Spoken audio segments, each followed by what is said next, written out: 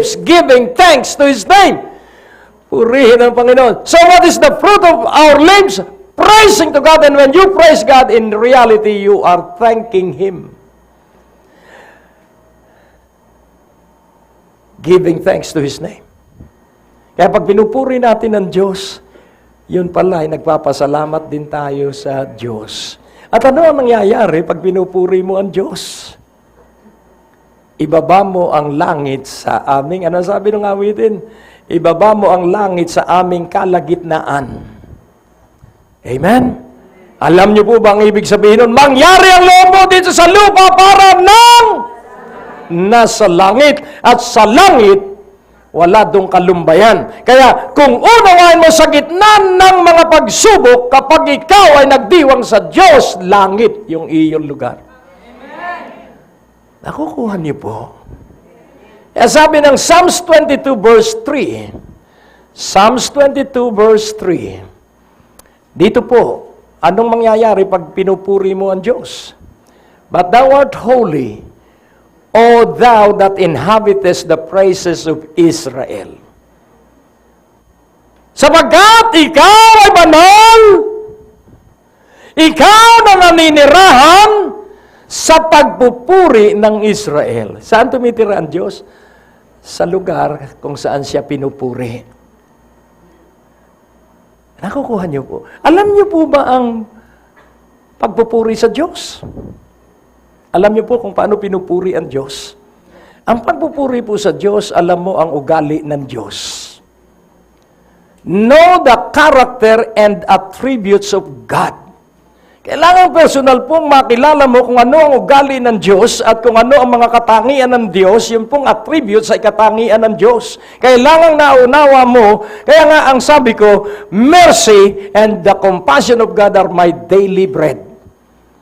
Ang awa at kahabagan ng Diyos ang araw-araw kong pagkain. Sapagkat kung hindi ako kahahabagan ng Diyos, walang mangyayari sa buhay ko. Kung hindi ako kaawaan ng Diyos, hindi ko mapatitino ang aking buhay.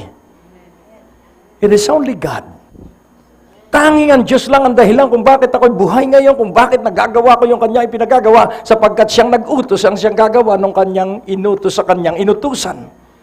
It is God who commanded me to do, God who commanded you to do, dahil ang Diyos ang kikilos sa mga masunurin. Amen?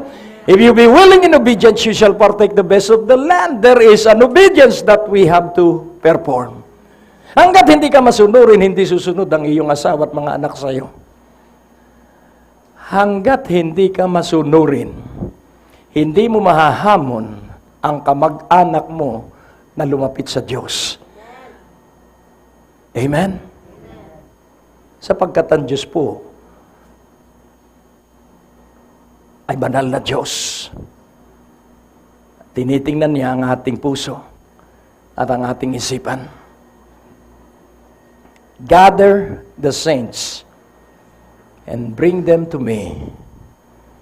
Those who entered into covenant with me by sacrifice.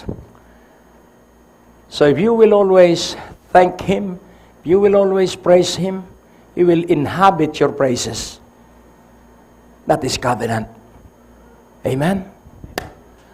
Sasama sa iyo ang Diyos, gagawa ang Diyos sa iyong buhay, gagawa ang Diyos sa iyong hanap buhay, gagawa ang Diyos sa iyong katawan. At huwag mong pag-aalinlanganan ang Diyos, basta paniwalaan mo na gumagawa na ang Diyos sa iyo. Amen? Huwag mo nang kakapain kung ano man yung iyong nakakapa. At huwag mo nang dadamhin. Nasira ang aming speak mo nun. Sphygmomanometer. Kaya mula nun, hindi na kami nagba-blood pressure. Dahil habang kami nagba-blood pressure, umiisip kami ng iinumin.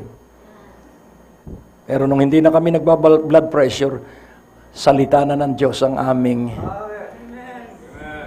tinututukan. Amen?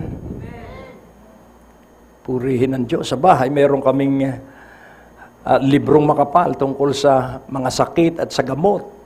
Dahil nurse ang aking asawa. At kaming dalawa ay parang Biblia ang aming binabasa. Anong nararamdaman mo ito? Ako rin eh. Hanapin nga natin yung iyong nararamdaman. At bubuksan namin yung libro. Ito pala ang gamot. Pero ngayon, may nararamdaman ka. Ako rin eh. Sige, hanapin natin. Biblia na po. Amen? Biblia na, sapagkat ang salita ng Diyos ay mapagkakatiwalaang lagi. Ang salita ng tao ay laging binabago. Ang salita ng Diyos ay laging tama. Ang salita ng tao laging mali. Nakukuha niyo po. At yan po ang inihahanda ng Diyos na huling panahon ng mga mananampalataya. Mga mananampalatayang walang pinagtitiwalaan kundi ang Diyos. Walang kinatatakutan kundi ang Diyos. At ikaw ay kasama ron. Kaya marami kang pagsubok ngayon para maranasan mo ang kapangyarihan ng Diyos at makita mo ang kaluwalhatian ng Diyos. So that you may experience the power of God and see the glory of God. At bababa na ang kalangitan sa iyong negosyo, bababa na ang kalangitan sa iyong bahay, bababa na ang kalangitan sa iyong buhay. O, purihin ang Panginoon. Kung iyon lamang gagawin ng iyong naririnig, aawit kang lumulundag at sumasayaw. Kaya marami pong Kristiyanong antukin dahil hindi sila totohanang nagpaparangal ng lubusan sa Diyos. Amen po ba? Tingnan mo ang iyong katabi, saan na hindi ka antukin. Amen? Kaya pag sa oras ng dawn at ikay humihiga, matulog ka na lang. Dahil ikaw ay makahahawa, nakasubsub ka nga, natutulog naman pala na nakadiin yung noo. Magi po tayong tapat at totoo sa Diyos. Dahil siya po'y tapat at totoo. Naghihintay siya ng pangungusap mo. Sapagkat may kapangyarihan ang iyong sasabihin gustong marinig ng Diyos. At ang sabi sa Book of Malakay, at ang Diyos ay nakikinig sa pinag-uusapan ng mga may takot sa Kanya. At meron siyang hawak na susulat at isinusulat niya yung naririnig niya, sinasabi ni Greg sa kanyang asawa at si Alita na sinasabi sa kanyang asawa. Itinatala ito ng tagasulat sa langit.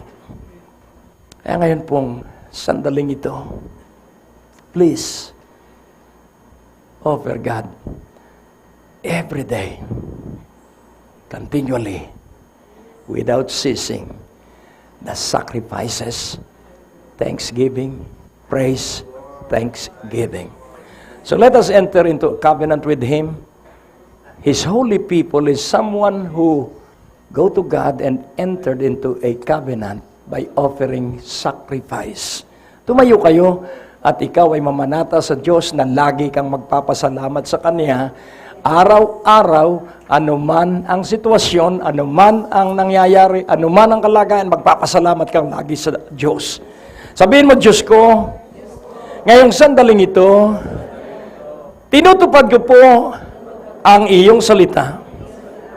Na ako'y banal dahil ako'y pumasok sa pakikipagtipan, pakikipagkasundo, pakikipagkabinan sa iyo sa pamamagitan ng panata na ikaw ay lagi kong pasasalamatan mula ngayon.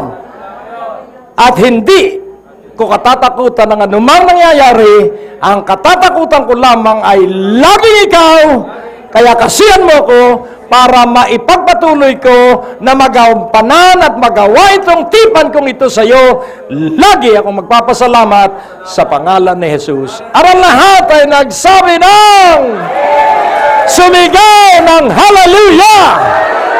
Purihin ang Diyos! Glory! Awitin natin, oh, I want to know you, Lord.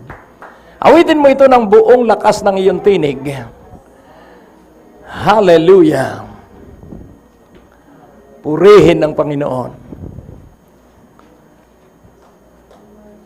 And I will anoint you with the anointing oil